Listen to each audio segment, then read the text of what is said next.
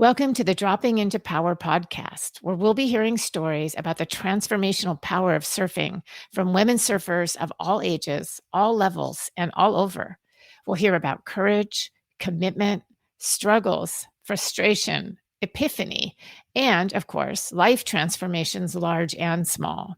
I'm your host, Sheila Gallion, and I am stoked to share these conversations with these amazing women full of so much passion with all of you.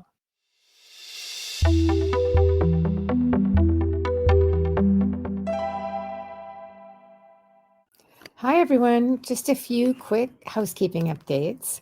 First of all, if you like the podcast, please don't be shy to give it a 5-star rating and to share with your friends. And if you want to keep in touch, there's a few ways. One is to follow the podcast on Instagram, Dropping Into Power.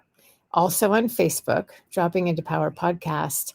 And I have a new newsletter that I'm going to be starting through Substack, and I will put that in the notes.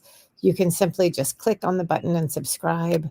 And I'm going to be letting people know when the episodes are coming, who's going to be on them, and then some bonus material from the amazing women that are part of the podcast. Thanks so much.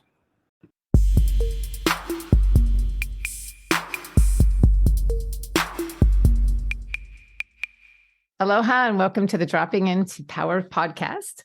I'm excited to be talking today with Jade Chang Sheppard. I don't always just read a bio, but I've got to read Jade's bio because it's fun and she's just a powerhouse of a woman. I found a lot of really interesting stuff online before we even spoke. And she was actually referred to me by Stephanie Hahn, who interviewed me and Elizabeth Sneed, Curvy Surfer Girl, on Hawaii Public Radio's The Conversation about empowering women through surfing. And she said, you have to talk to my friend Jade because she is a woman empowerer and has also just fueled her own life with so much passion. So Jade is a serial entrepreneur, a mom of 3 incredible kids, and an adrenaline junkie. She immigrated to the U.S. with her parents when she was very young, and her parents worked very hard to bring them into the middle class. Jade went to the University of Texas at Austin, where she played sports and also fell in love with business after doing summer internships. Upon graduation, Jade worked the corporate world for a few years before realizing she didn't want to have to ask for permission to take time off, which of course would later mean surfing. So her goal was to be self-employed. At the age of 26, she started Gideon USA, a construction company. I really have to ask you how you ended up in a construction company. And after many different iterations and many struggles and lessons learned, Gideon is now a contractor for the U.S. military and one of the best at what they do. I just have to say, I kind of know a little bit about what it takes to get involved with the government. So this is really an astounding accomplishment. Gideon does logistically complicated projects for the military, including repairing fuel tanks on the Turkey-Syria border. Okay. In addition to Gideon USA, Jade also owns a luxury boutique surf resort in Nicaragua. This is the part everyone's going to really want to look at. Malibu Popoyo, www.malibupopoyo.com, and we'll definitely put that in the notes, and is in permit to build a second resort in Nosara. Oh, I didn't know that. Finally, Jade started a new business in 2021, Scarlet Society, which is scarletsociety.com. That's comprised of editorial content and products focused on sexual health and wellness for women over 40, which is, I've listened to a number of those podcasts. They're really amazing. Your guests are incredible. Jade has 3 beautiful children, 7, 10, and 14, with her ex-husband, who she's still very good friends with, and they live in Denver. When she isn't dreaming up new ideas or spending time with her children, Jade's life revolves around surfing and being at the beach. Jade travels the world to surf and also loves to dirt bike. In addition to Los Angeles, Denver, Oahu, and Nicaragua, all of those places she calls home. So this is just anybody doing any of this with 3 kids is just kind of like, oh my God. So we're going to definitely focus on surf stuff because there's about 8 million questions I could ask you, but we'll sort of get to everything. And so first of all, welcome, Jade. Thank you. Thank you so much. Aloha. So you've had a lot of success and drive leading up to, just sort of fueling your whole life. So I was really curious because a lot of times people find this transformation in surfing and that fuels a whole new part of their life. So you had a lot of success leading business-wise, and it sounds like personal-wise and life-wise, before surfing, and a lot of success after. So I'm wondering, and now you have a business involving surfing. Did you feel a change in yourself as you started surfing? Did you feel anything, any shifts or transformations from your madness? Well, surfing was kind of just a symptom of what was happening in my life at the time. It wasn't the catalyst. I think in my journey, I didn't start surfing till later in life. And it wasn't until my youngest child was 1 that I finally picked up a surfboard in earnest and dedicated myself for a summer to taking 1 lesson every week for 6 weeks. But that journey had kind of started earlier, right? It was I was done having my 3rd kid, my final kid, and my company was at a place where I just didn't have to white knuckle it anymore. It was really running on its own. So I had that space in my life to kind of think through, okay, I'm like in my I guess at that time, almost getting into my late 30s. And what do I want the rest of my life to look like? And we spent that summer in Los Angeles, and I looked at the ocean and I said, you know what, this is one thing I want to try now. I had always played a lot of adventure sports, action sports, board sports, and surfing was just not one that I had the opportunity to take on before, but I was like, no time like the present. So I signed up for 6 private lessons in El Porto, and I took them all, and it is not a really friendly place to learn.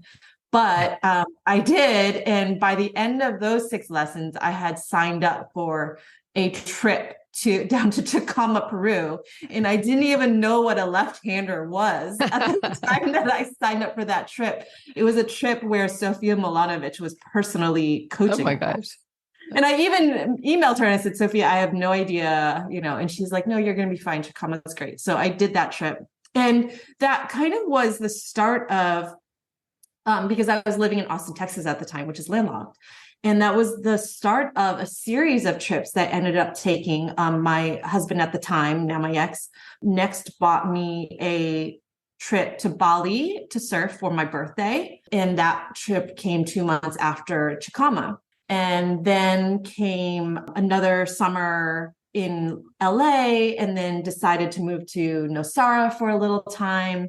And just on and on with the travel. I have been now many different places. But that was really the start of, or I guess the continuation of travel that I had done in my 20s, which I used to travel a lot when I was single. And I went to business school abroad. And when I worked at Dell Computers, I traveled to Ireland and Brazil and Malaysia every month.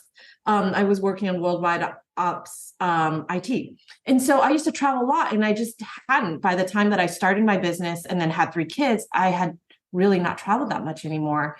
So that was the beginning again of traveling, and surfing gave me an excuse to travel. Like, it gave me a reason to see all these places that I would never have seen before. And it was like the purpose for traveling, it's just so fun. And that also really was the start of my separation from my ex-husband, my husband at the time. And it kind of like gave me a new identity. So I went through that, what people would call a midlife crisis, except I didn't see it as a crisis. I saw it as this incredible opportunity for me to design the second half of my life, what I wanted it to look like.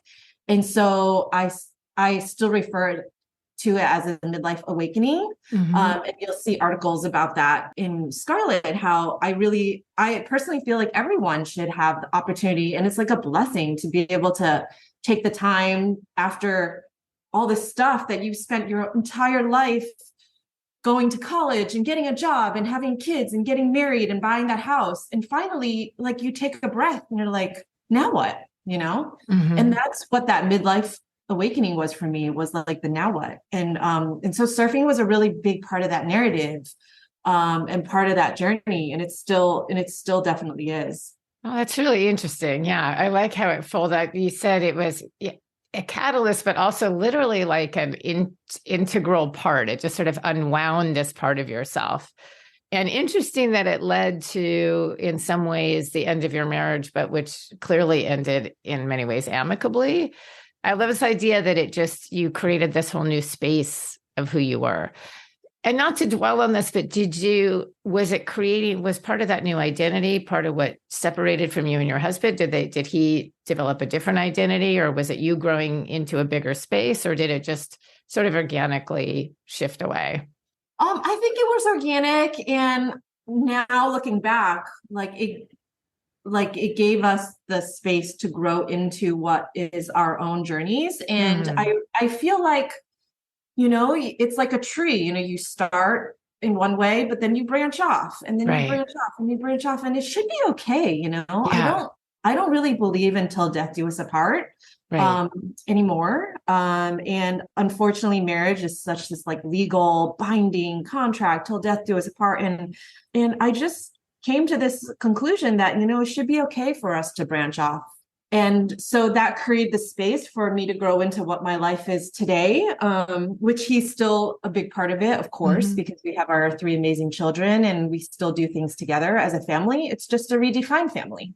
Yeah, I love that. I love the idea of the tree and the branch. And it is just even in your businesses, I'm personally have had serial monogamy myself. And it is a whole new reframing for, people do grow and change, and there are the couples that grow and change together, but it doesn't make any sense. Yeah. That's a really big part of it for me was I am not a serial monogamist. I don't believe for myself, monogamy is just not in the traditional definition. That was a really big part of my awakening, was sexual exploration.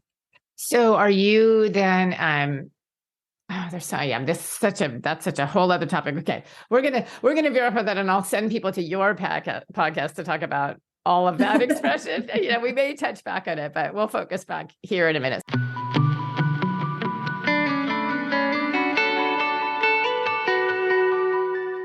So we really kind of touched on what drew you to the water. One thing I'm curious about is, do you think all that surf travel, did that really help you progress in surfing by going to world-class waves? Or was it just an adventure? What was it like getting to new breaks all the time?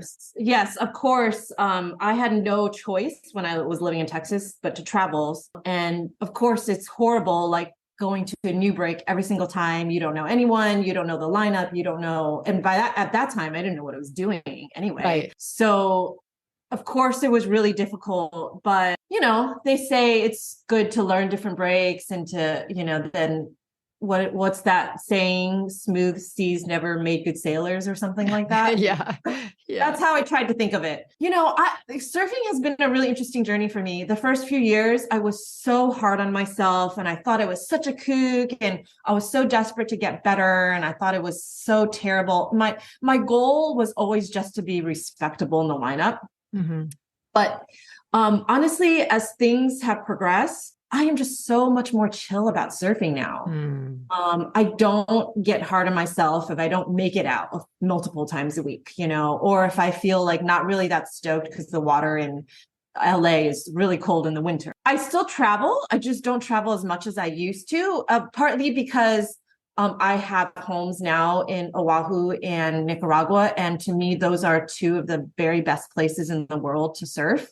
So I basically just gravitate back to those places because not only is the surf incredible, but I'm a real community oriented person. And once I get into a community, I just want to go back because they're my friends.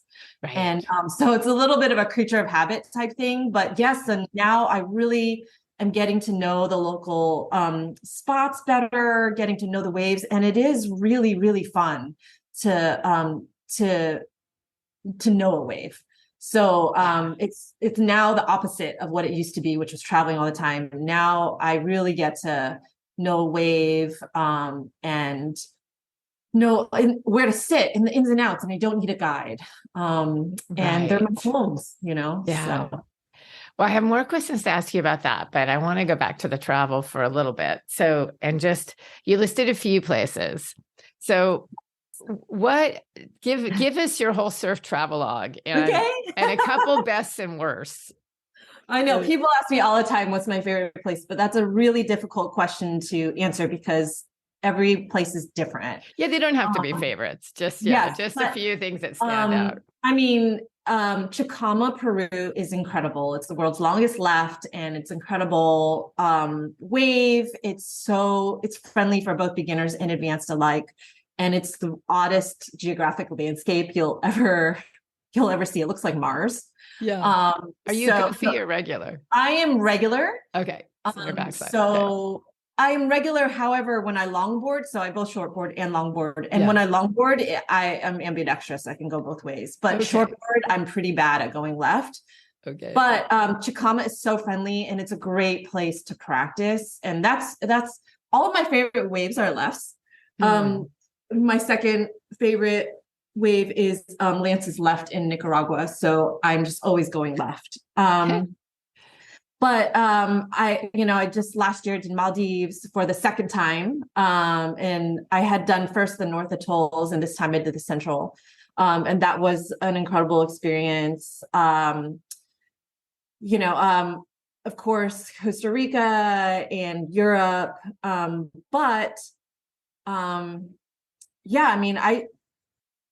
of course, Hawaii, there's so many different breaks in Hawaii.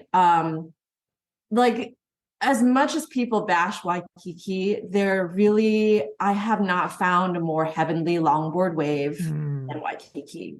There's a reason why the queens of Hawaii surfed at Queens. Right. Because they could pick anywhere on the islands to surf, and they picked there. And it just is, it's dreamy and it's beautiful, and you're surrounded by honu, and it's just incredible. So I feel so lucky that Waikiki feels like home to me. But I still have a lot of places on my bucket list. I have never been to the south of France. I have never been to Morocco. I was going to ask about that. Yeah. Yes. And I have not tried surfing Hanalei in Kauai, which I have heard are some really friendly barrels. So those are all on my list. And so where have you gone that was the most challenging? Was there anywhere that you went that you thought, so that changes depending on your ability. True. Right? So, there was a time when I thought Nosara, Costa Rica was incredibly challenging, and I thought I might die. Okay. But that was when I was in my second year of surfing. I've had some hair-raising experiences in Nicaragua, in Bali. Maldives. So I've done Maldives twice. Once on a boat and once at Macrimoni's resort. And Macrimoni's is extremely challenging, and it is way above my pay grade. And I did actually get injured and needed 9 stitches on the second day of a 9-day trip. Oh. But Maldives was incredible. That's where I learned to shortboard. And I really am so grateful for that trip, but I am not sure it's in the cards for me to ever go to the Maldives again. It's a very, very, very, very long journey, tiring journey. Since I'm not a pro, I'm not sure it's in the cards. Right. Yeah. Living in Hawaii, where I live full time, it's everywhere is kind of a journey. And then it's hard to just, leave my home break, even though it's so different, as we chatted before. And Kona is not Waikiki, very different. Kona is not Oahu, and it's not Kauai. It's not any of those places, but it's home. So our waves are shorter. There's a few. It has to hit right. So we talked a little bit before, and you've just mentioned community and surfing alone. And you said you have, you were a community person, but you've also had these recent epiphanies or experiences through your sort of meditation, your surf meditations in Waikiki. So I wanted to ask you about these breakthroughs you were having. Yeah, well, part of this midlife awakening was really the beginning of a spiritual journey for me. So I never really considered myself a spiritual person, but I started this journey of kind of this self-introspection. And along the way, during coronavirus, when I was in Nicaragua, I had the opportunity to take part in a psychedelic retreat, ayahuasca. And that really played a big role in kind of opening my mind to like spirituality. And I really started to kind of like understand and like really dive into more like the power of the mind. And I did have this like one epiphany where I was surfing canoes. It was like 7 a.m. The sun was just up. There was a double rainbow over Waikiki, which, you know, Hawaii has the strongest rainbows of anywhere I've ever seen in the world. They're just so beautiful and so apparent. There was a double one over the ocean, and there were like 2 honu, like sea turtles, came right around me, which that's like my spirit animal. I just love them. And I was sitting on this amazing wave almost by myself. And the truth was, I still felt like shit inside. I didn't feel good. I felt like a little bit depressed, and the epiphany to me was, it's all an inside job. You know, it doesn't matter how perfect things are outside of you. You know, like we have to, like, for me, my experience was I have to take responsibility for how I feel inside. And that kind of started, that like really helped me understand, like I have control over my own mind, and my mind is really what my experience is in the world, you know? So, and it really like dawned on me. I was like, oh my God, it's all in my mind. It is not outside. It's not what other people are doing to me or what's around me, because I was in literally the most incredible paradise place on the planet. There was no other place on the planet anyone would have rather be if you were an ocean lover. And yet I still didn't feel good inside. And so that was like a really big moment for me. I literally looked around and I paddled in, and I was like, you know what? I need to work on this. Yeah. And I've had like it, like I told you before, surfing is like an active meditation for me when I'm by myself. And I say active meditation because obviously you're active, but it is a meditation because part of meditation for me is like learning how to be present. Right. And when you're surfing, you have no choice but to be very present, because it's dangerous when you're not. You have to be very there and watching everything around you, and your mind can't be all over the place. When my mind starts to wander, I know it's probably time for me to go in because I'm losing focus. And when you lose focus, you just become this buoy in the water, and you're not like, it can be dangerous, you know, like, and you're not watching your surroundings. So I remember when I had a surf coach back in the day, he was like, when you are losing focus, it's really dangerous. You need to actually just come in and regroup and then paddle back out. So that is my active meditation when I'm alone. Those are both really huge observations. And it is true. I definitely relate that in surfing, I've had those moments.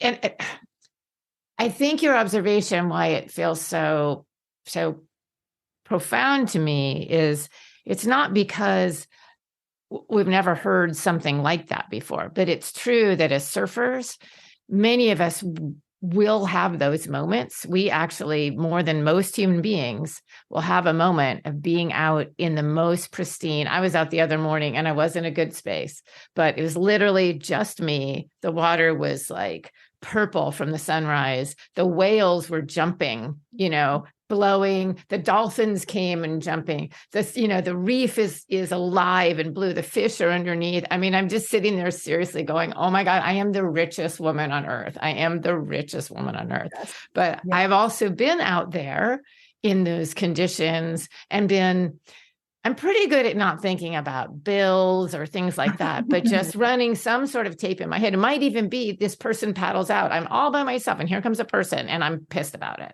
You know, like, and that is the inside job, you know, all of these things. There's how every person affects you and that power you have.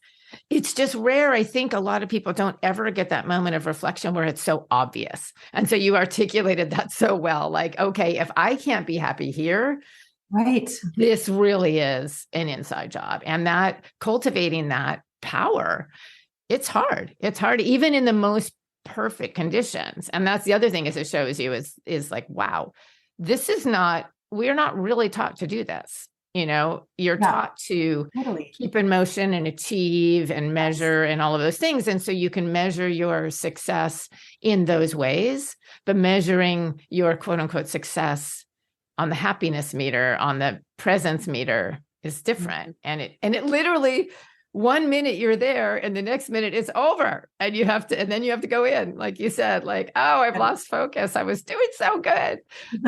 So yeah, that's really fascinating. And I can see it extrapolating to, every part of life. And I certainly feel it as years go by. You hear that I have the choice to my happiness. It's not just happiness. It's like engagement. It's presence, connection. It's all of those things of choosing whether or not, and then I do also feel like we have to, as women in particular, well, everybody, but I'm only a woman, so I can't speak to all of it. Like, you have to experience what you're going through. You have to experience your feelings. So being present is different than discarding your experience, so you have to have that moment. And it's kind of, to me, it is a lot like surfing. Like, you've got the moment where you're waiting for the wave and you're focusing and you're tuning into the ocean and all of that. And then there's a time you paddle, and then there's a time you're on the wave, and then there's what happens after. And, all of it is kind of a reflection. Another part about presence to me is what I've noticed is if I paddle for a wave, here comes the wave. And I just, it's the one I've been waiting for. The minute I think that, I fall. Like, I can never surf that way. The minute I see, this is going to be epic, I fall.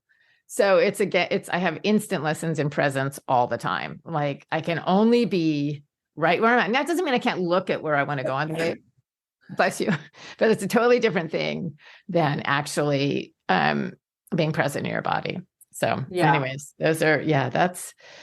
and that experience, for anyone that hasn't had a chance to, obviously not everybody lives in a place where you can have those moments, but most of us that surf do have an opportunity to have those moments. So, and especially people that are still learning and are surfing more in community, I do think those reflective moments are really powerful. So I definitely encourage everyone. People are sometimes afraid to go out alone. That's a big thing I hear from women, especially learning in the first couple of years. A lot of women they don't want to go out alone. They want to always have a buddy or somebody there, but it's important to have time in your own head to focus on those things. Yeah.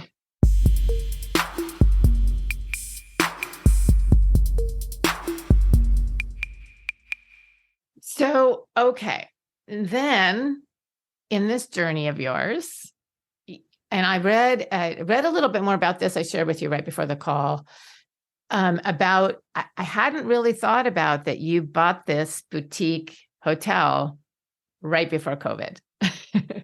So I'm curious, and I had actually scheduled, I was supposed to go to, maybe not right before, I don't know, sometime in that thread, I was actually going to go on this surf trip to Nicaragua with Holly Beck to do a tube riding clinic. And my friend and I were supposed to go in November of 2020, and then it got canceled.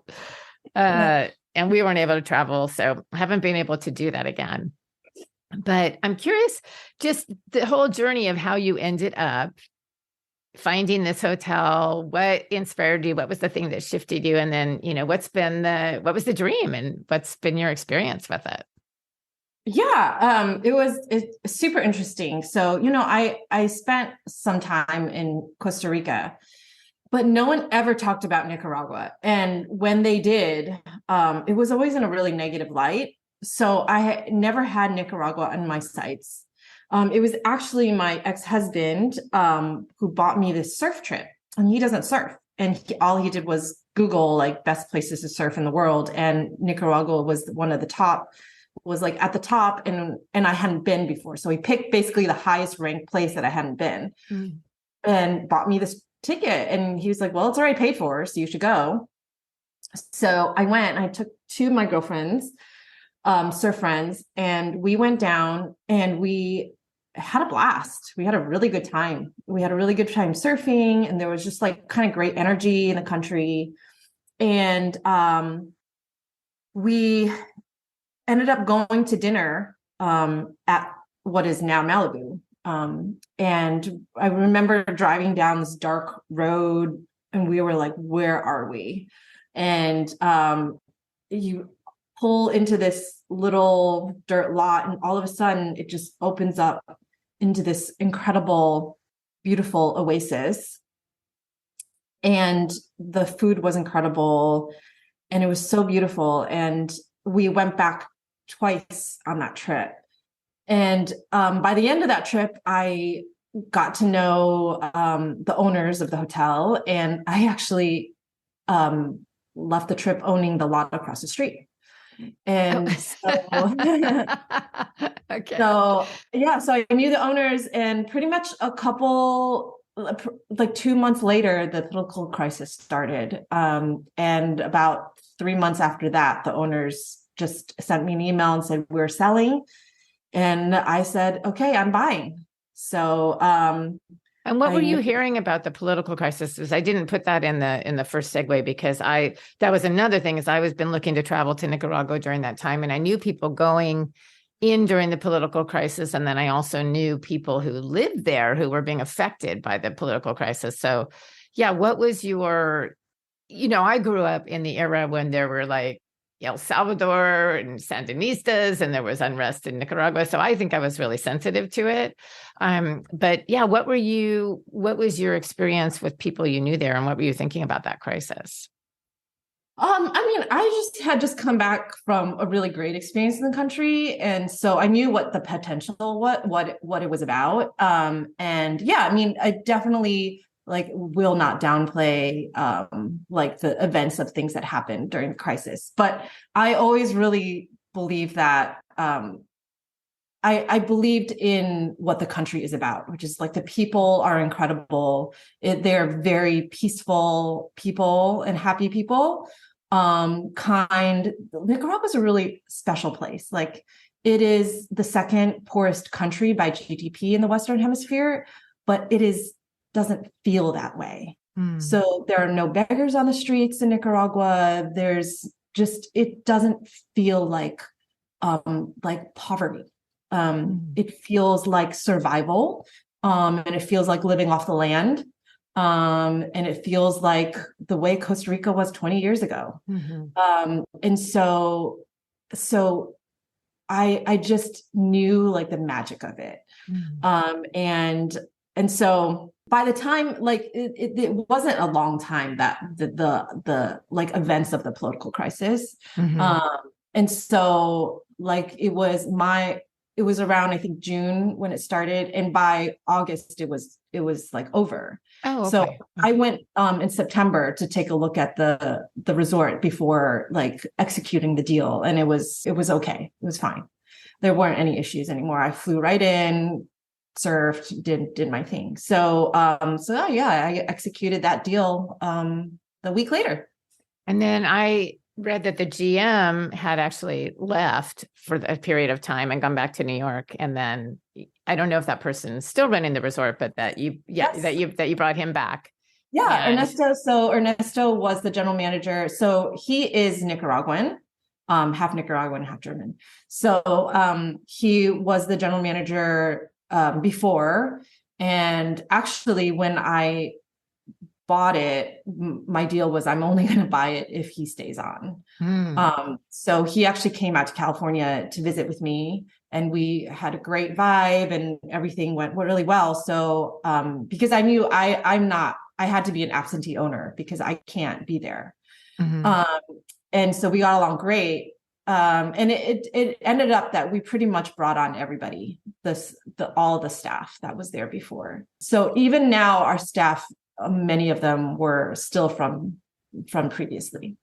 And you re-envisioned this. This was part of the article that I read that was really about, in some ways, how surfers have transformed so many places in the world by, coming. And it's a blessing and a curse, because you find unridden waves, and then, people come, and then an industry builds up around it, but it also brings, both prosperity and also crowd and all of those pieces.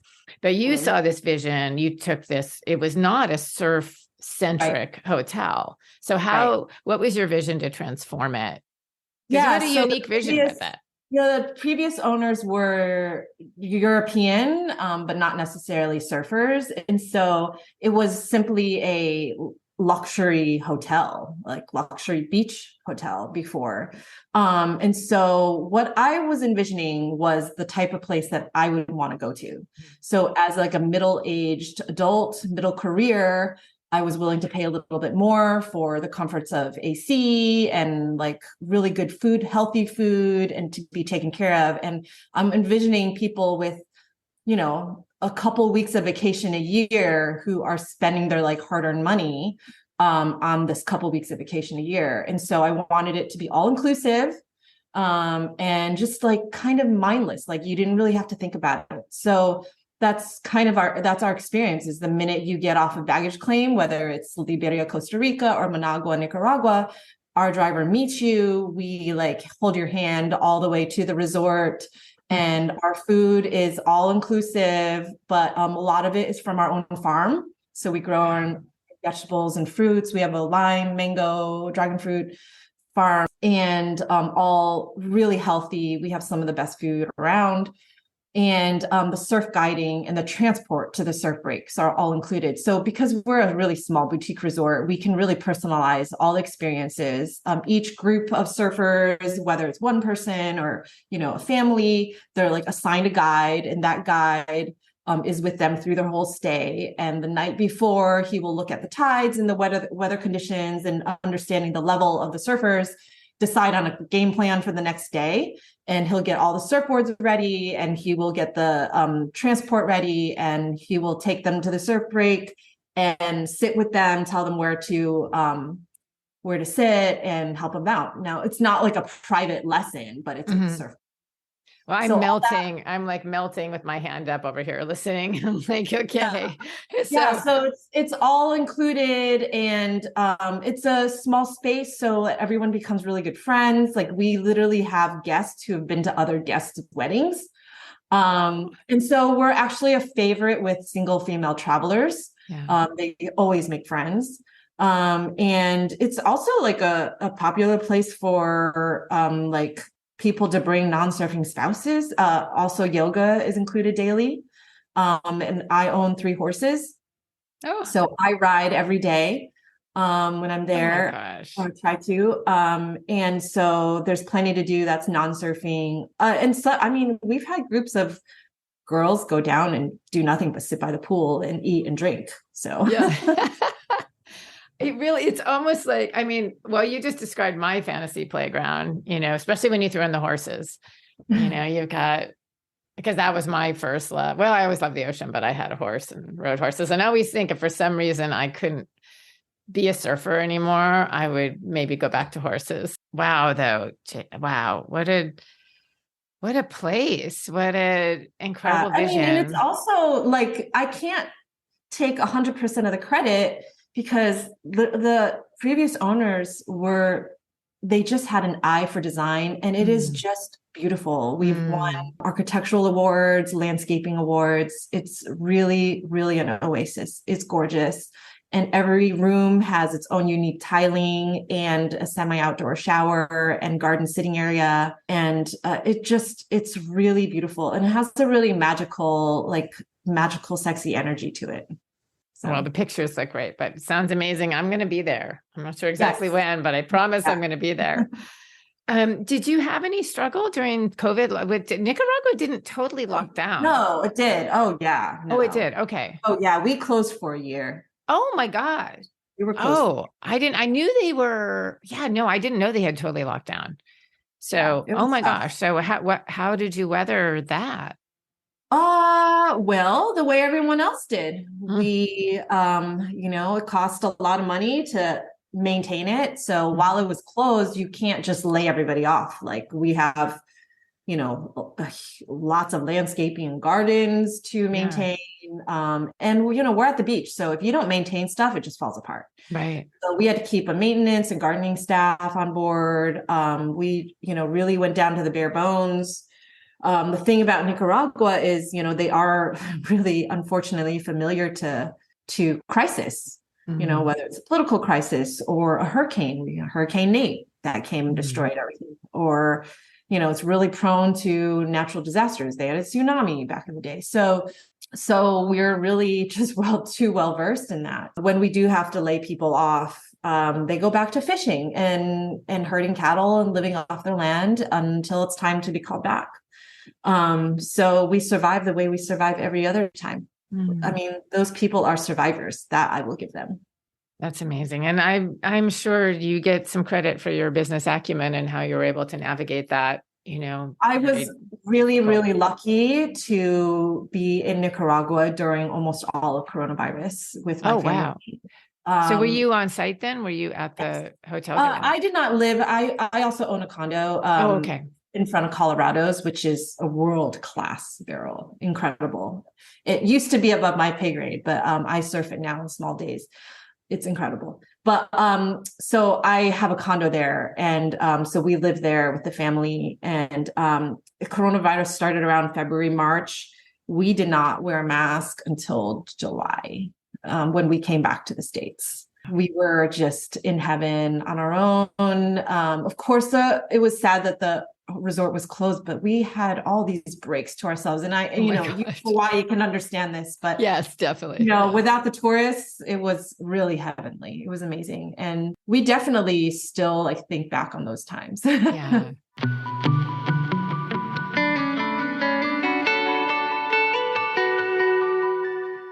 Well, and I want to talk about barrels. So you sound like have you been barreled? I have, but it was cheating because I went to Kelly Slater's Wave Ranch. Hey, but if you did it, you did it. Yeah, and I've done it with a coach on a boogie board, and but no, I have not caught a really proper barrel that I can attest to. So that's about all I can say about that. Well, it's my lifelong dream. I haven't either. I've been surfing a long time, but I'm getting in shape. I'm getting ready for it. I know I got to go back to Holly's clinic, but I'll give you Kelly Slater's. So what was it? All right, let's talk about that wave for a minute. What is it like doing that? Surfing Kelly Slater's wave? It was an experience of a lifetime. I don't think I'll go again. But it was extremely stressful. I couldn't sleep the whole night before. And I was just stressing out so bad the whole day. And they tell me that they told us everyone stresses, even the pros, because it's all just set up to be really stressful, the whistle and the horn. And then you're just hanging there, ready for your turn. And then the whistle blows and then you see the engine starts whirring and then you see this big thing coming at you, and then you don't paddle into it the way you would paddle in the ocean. So you're in your mind, you're okay, do what they say. The whole thing's really stressful. And then on top of that, each wave, I don't know about now, but it was about $500 a wave. Right. And so you're I don't want to fall. You don't want to fall. And so the whole thing's really stressful. I was with a bunch of pretty good surfers. So we had the hardest, I think the hardest setting. Oh, no. So I was also stressed about that. But it's once you're up, it's not a hard wave to enter. Once you're up, it's pretty dreamy. It's pretty amazing. It's really long. Some people do half and half. We did full waves. So it was incredibly long, over a minute. And oh, wow. And then they tell you when the barrel's coming so you can get ready and duck. And so that was incredible. But also if you fall, it can be pretty perilous. It's very shallow. And and I remember scraping the bottom of the concrete. Yikes. Yeah. So yeah, it was definitely an experience of a lifetime, but I think I'm good. Yeah. I want to try, I want to try Waco. And I'll try the others. Yeah. I watched The Ultimate Surfer. And so that show, that reality show. So, and then when they would do the night version and they're and you see that, and they shot it really well. So that thing you're talking about is coming and the lights are on, it looks, and you could tell that these guys were really stressed out, just even though they were, so high leveled. I will say I developed a huge crush on Zeke Lau from watching that show. You never watched it?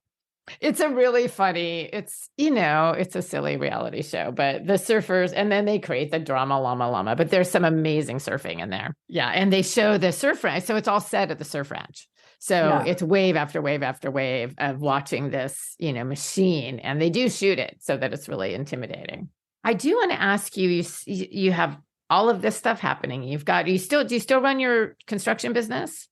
I still own it, but I have a full team, so I'm not really operationally involved anymore. Okay. So you have that running, you have your resort running. I'm guessing there might even be more, but I want to talk about Scarlet Society and how that evolved for you.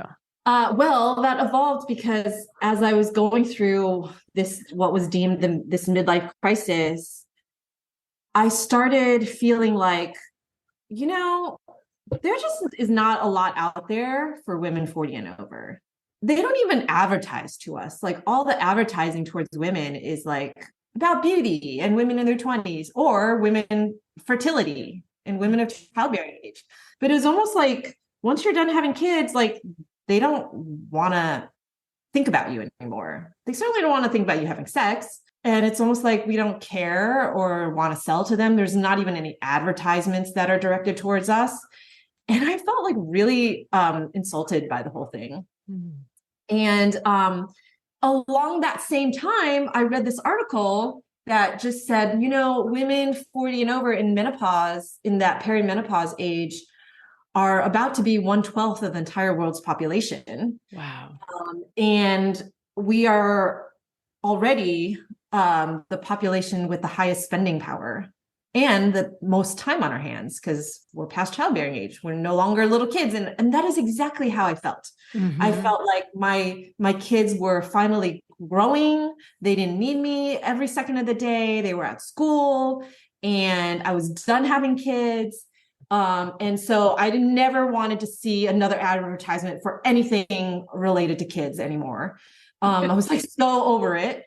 And then my business was really doing well and didn't need me to like really be so tightly engaged anymore. And I felt like, wow, now I've got some time on my hands, I've got some money, and who wants it,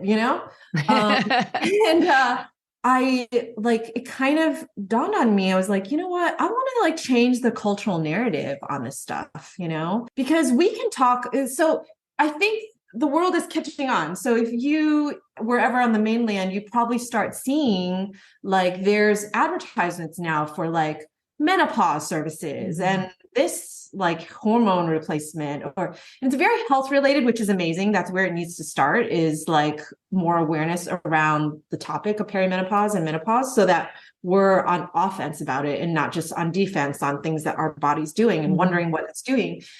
But to me, like, you can't even have a conversation about health unless you make it acceptable to have the conversation in general.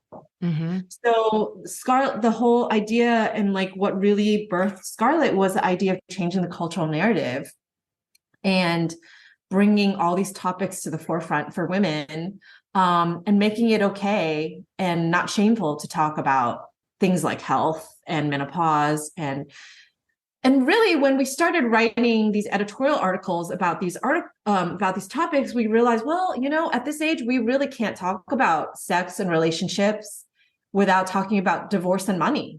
They're all related, because, money is power. And a lot of these topics are revolving around like, what are the power dynamics now at our age that are different than when we were in our 20s, and with a lot of our friends getting divorced, money really became a big part of that.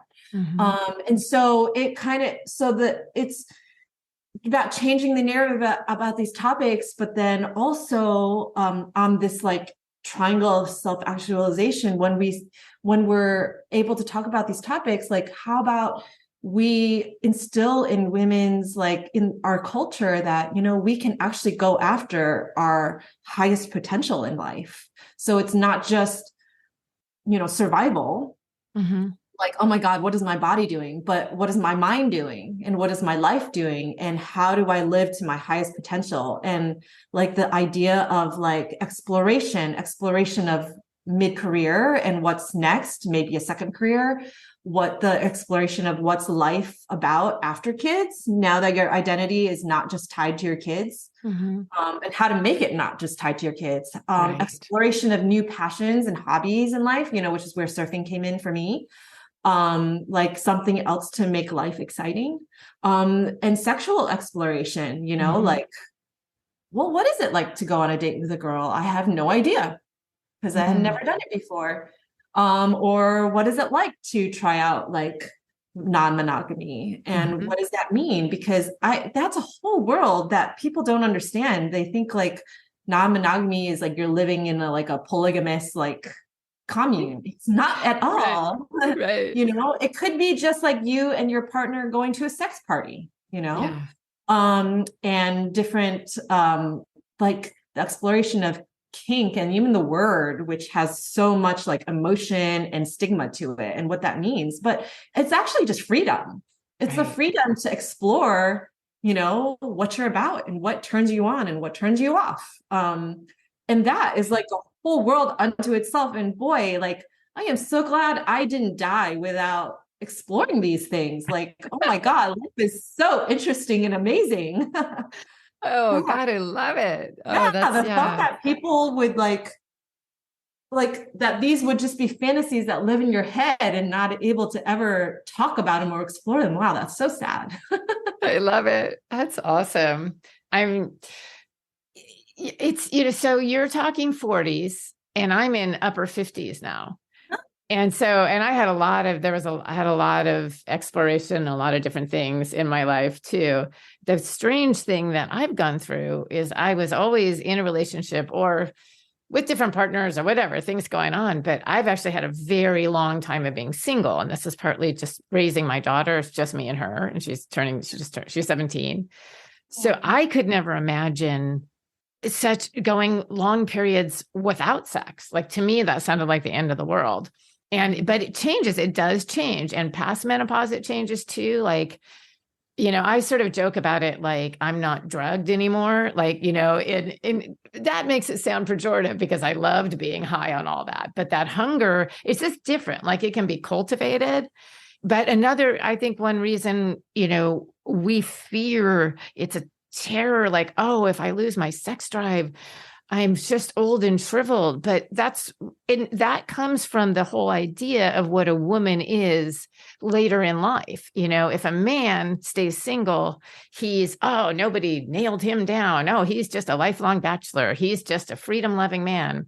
If a woman stays single, she's an old maid or she's a crazy cat lady. So you can't imagine that she has control over her sexuality, that it isn't like, it's like, oh, nobody wants her anymore. That has really not been my experience, but my experience is like, oh, no, thanks.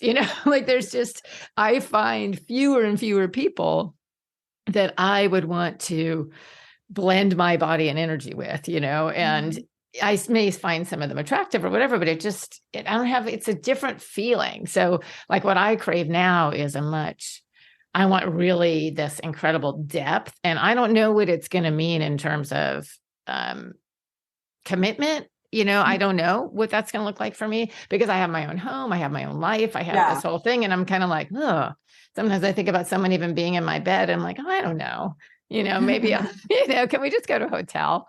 Yeah. So, but it is. I love that you're exploring this and just, interestingly, I've interviewed a lot of women just around menopause age. And so we've actually talked a lot about it. And then the last piece was somebody who was still, which she talked about, getting her period on surf trips.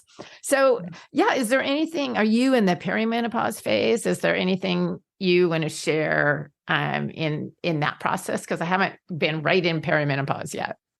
Yeah, I don't think so. Okay, so you're still. But one of the things, like I mentioned, so one of the things that Scarlett really aims to do is to get people to think about it before it happens.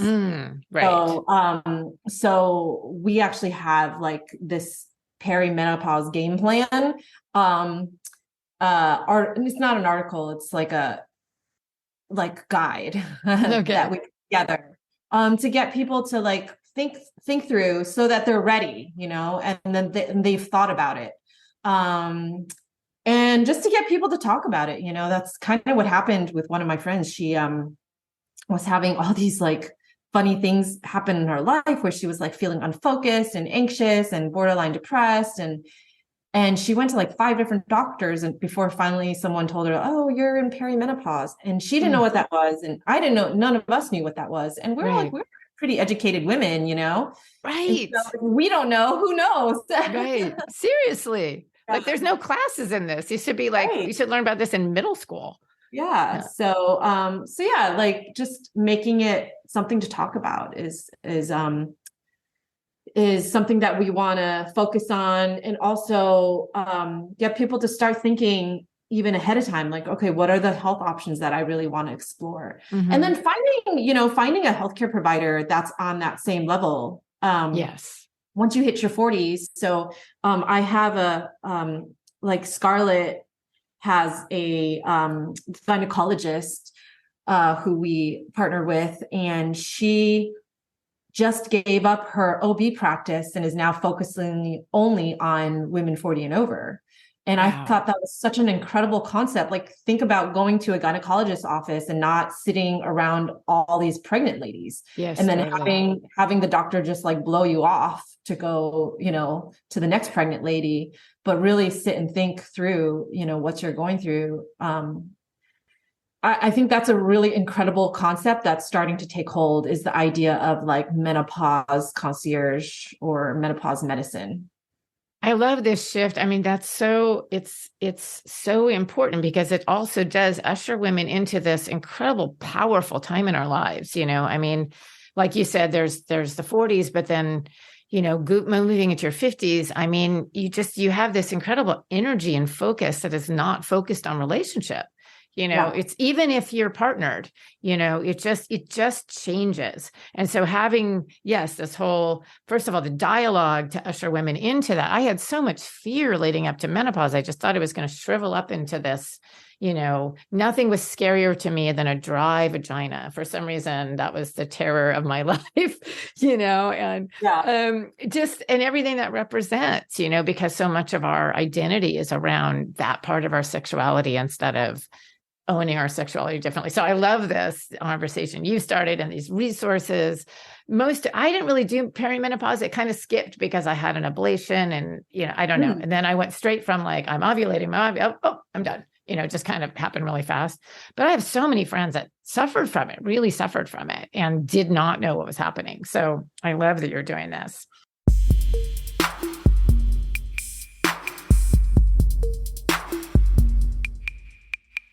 So is there any one thing that in the through line of all of these conversations that you're having for women, is there any one thing that stands out that women really need to hear?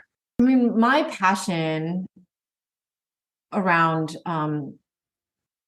Scarlett and just in life in general is just really inspiring women to really think, God, is this, is to really kind of think through the fear and think through, if I didn't have this fear, what could be better? And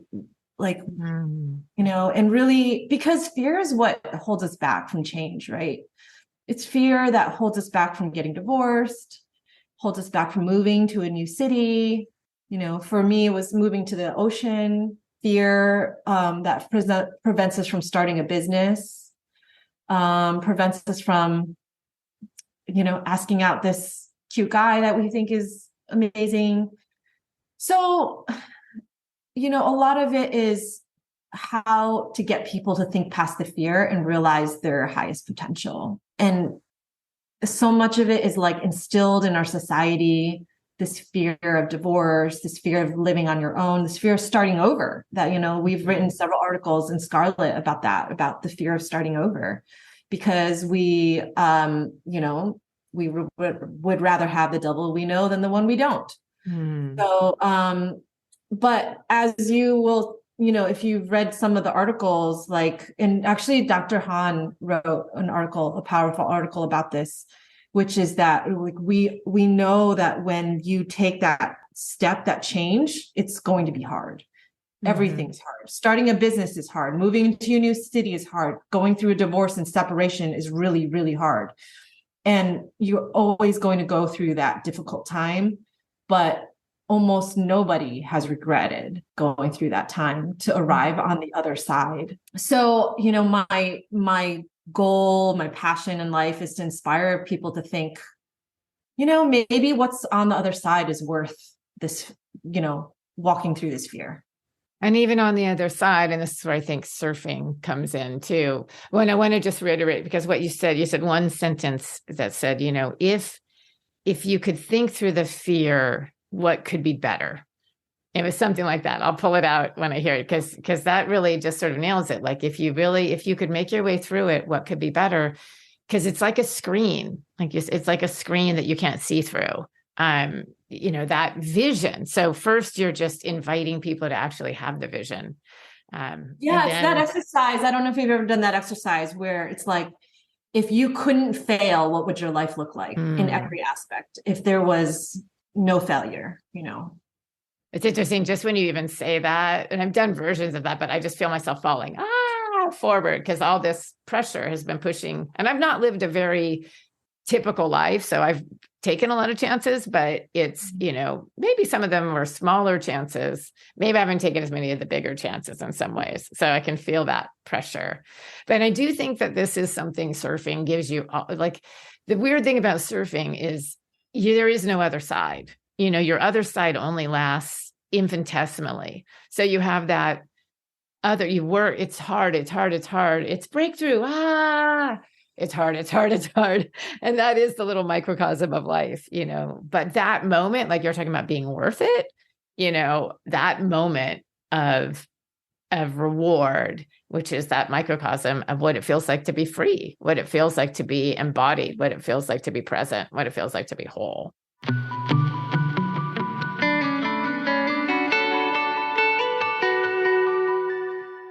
I know you're going to have a lot of these, but what is the best day surfing that you can remember?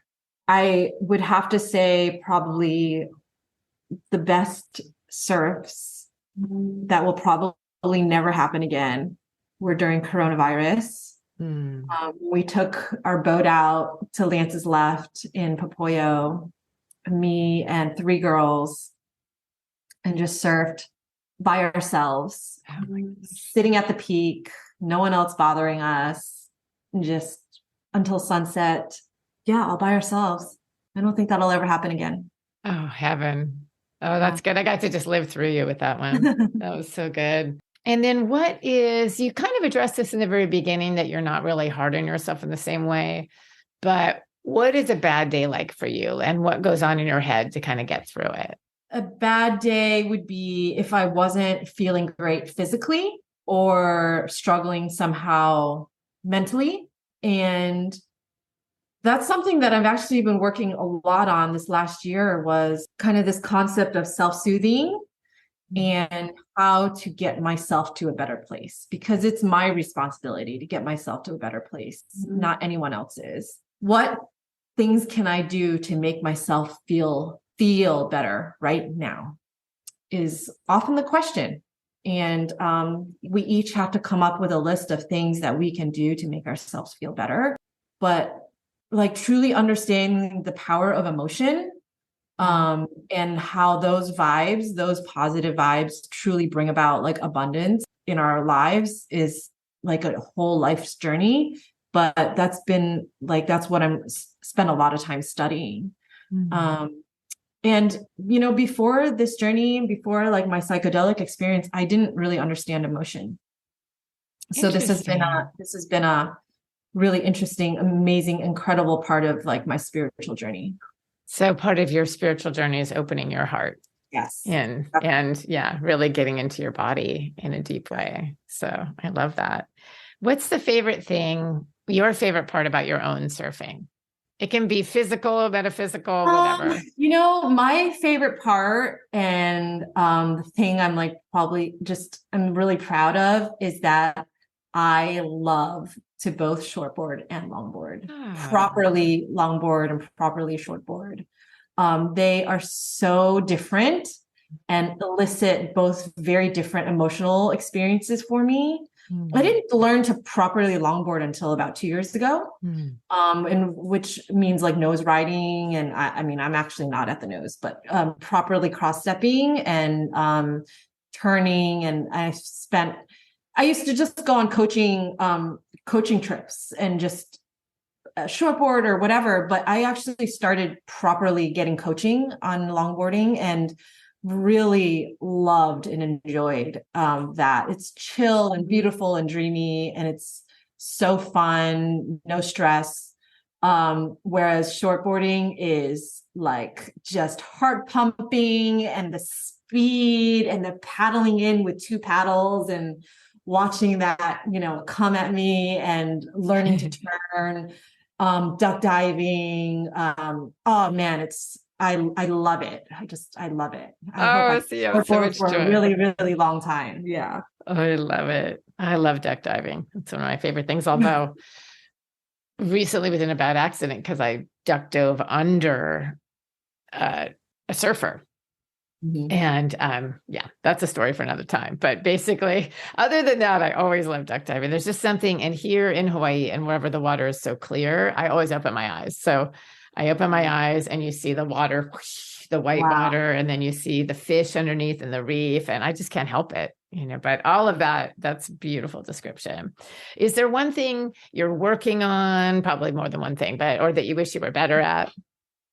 Yeah, I mean, like you said, more than one thing. I mean, I am like I have surfboards that I just, I reached my goal of being respectable in the lineup, of course, depending on what lineup, but in the lineups that I care about, I'm good. And so I was like, oh, well, now what's my next goal? But, I just want to like get better. I guess at this point, it's more about style and turning, the technique, of course, learning the different turns, learning to cut back. In longboarding, I have still so far to go, but I want to get to the nose. And I mean, just get more comfortable taking those steps and turning. Yeah, there's always things to learn. There's always things. But I am at a really peaceful place in my surfing journey. Yeah. I'm no longer hard on myself. I just go out and have fun. And I know people always say, oh, the best surfers are the one having fun. I literally did not understand at my heart what that meant. And I can say now, look, like, I'm never going to be in a competition. I have no one to compete against. It's all about having fun. And that truly is my goal now. And that never really was my goal before. But that truly is now about having fun, enjoying who I'm with, and enjoying the ocean for what it is. Yeah. Is there any one thing that you would want other women surfers to know? Oh, yeah, just never give up, and it's never too late. It truly is never too late. And yeah, find some friends to go out with and do it consistently. That's the thing with surfing. It's literally the hardest thing to do in the world. I mean, I've played a lot of sports, and I, played sports in college, and I think that surfing has given me more heartache than any other sport that I've ever tried. And it takes real persistence. Like, so many people give up, or they're just kind of like lackluster about it. And it just takes a lot of practice. It really does take the 1,000 hours, Yeah, the 10,000 hours. Yes, yeah, for sure. Thank you, Jade. That's a perfect place to end. That's great advice.